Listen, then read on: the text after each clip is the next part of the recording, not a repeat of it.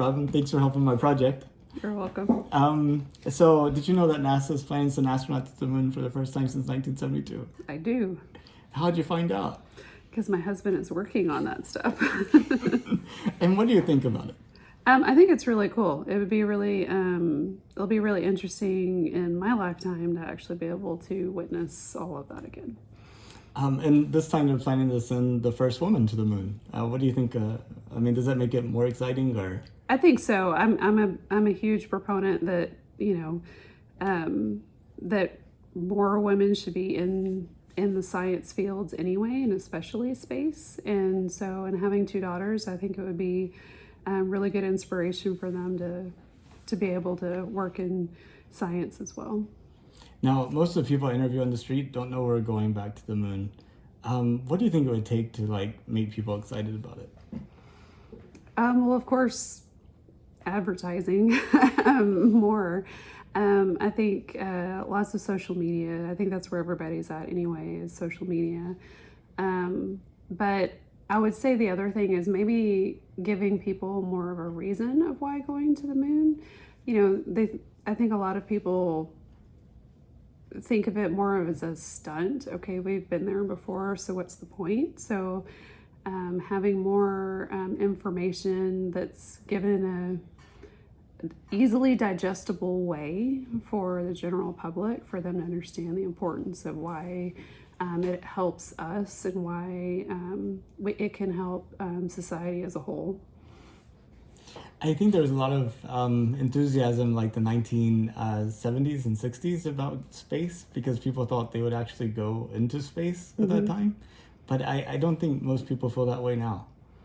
I think everyone sees it as very unattainable because it's only the billionaires that get to go.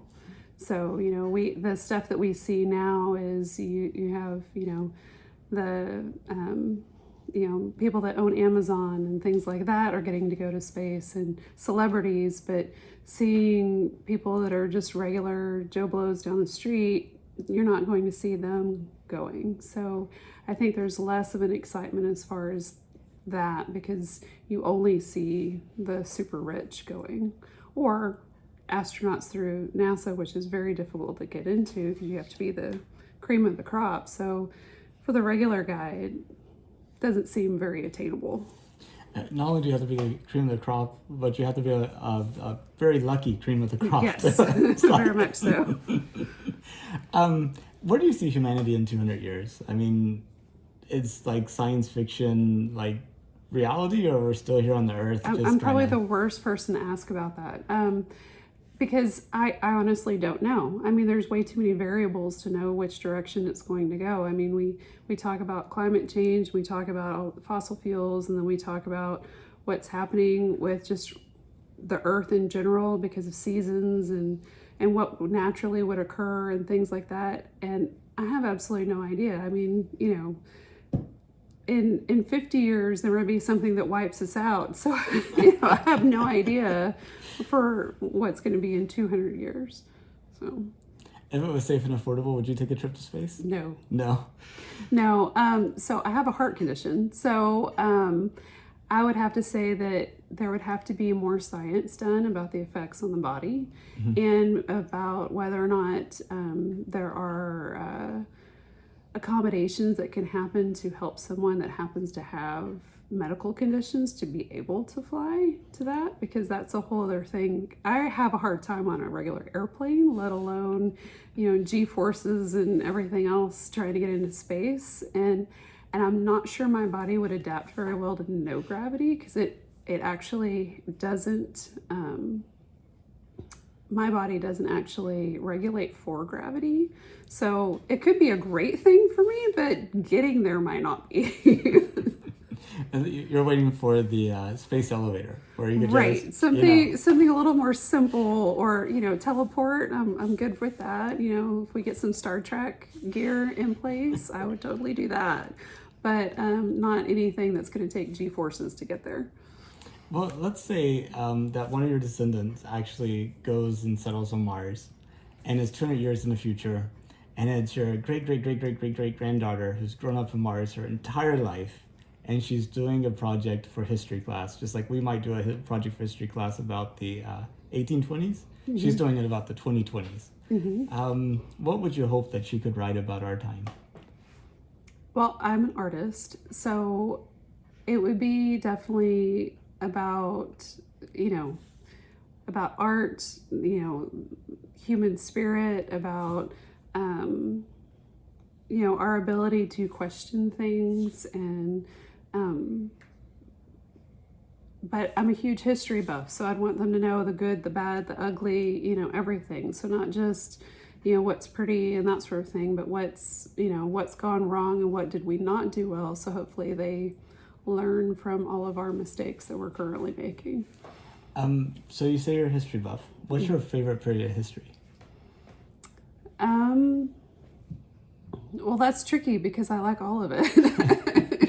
Because I can pick out my favorites of everything, because I am a huge science buff, so I do love space and the space program. And then I got to actually, as a kid, see the space shuttle flying back from going back to Florida. I got to see it when it dropped in Dallas, so I have pictures of me in front of the space shuttle. But I also like, ancient history, of, the Greeks. I like the Vikings, the Egyptians, I like all of that. So I don't really have a favorite. I would say, I think each time period, I have a favorite piece of each time period. How about the 1820s, since we're kind of on 200-year time frames here?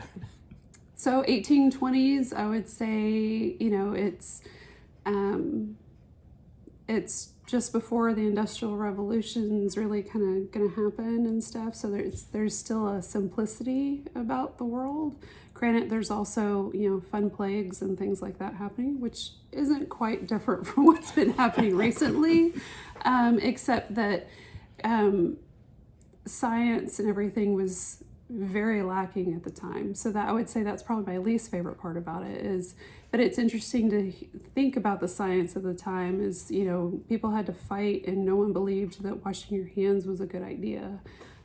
Sterilization was bad. So just seeing from 200 years ago to now, of knowing how much all of that science has changed, and then you think about how short of a time frame we went from bicycles to flying to in space. It's just really cool to see how fast all of that history has changed.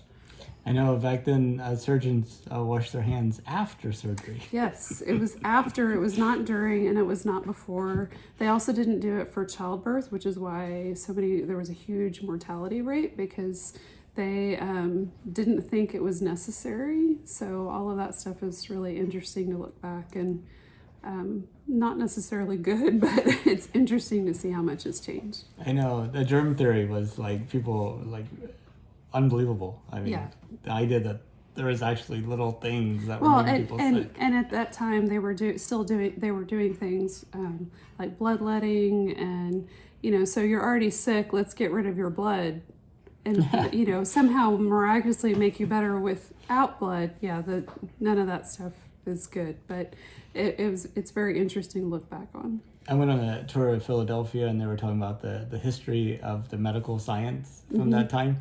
Apparently, the person getting the surgery didn't have to pay because the spectators would. It was like a very... it sounds like capitalism at its best, right? And now it's quite the opposite. It's you have to pay almost for a house for certain things, unless you live in other countries, which they have a very different system than we do. I know. I have a friend who just had surgery done on her kneecap. The surgeon's bill alone was $190,000. Just whoa. But yeah, when we lived in Germany, I had to have a chest x-ray, and here that would have been after insurance probably $500 or so for a chest x-ray. And because of deductibles and that sort of thing. But in Germany, while we were living there, it only cost me $50. So it's really different. But granted, their taxes are way higher. They get much less of their paycheck. It's a very different thing, but it's still, the price of healthcare is very different. Lots of room for improvement. Yes. Well, I really appreciate your time. Is there anything else that you would like to add or any questions you Nope. had for me? No. Okay, well, thank you.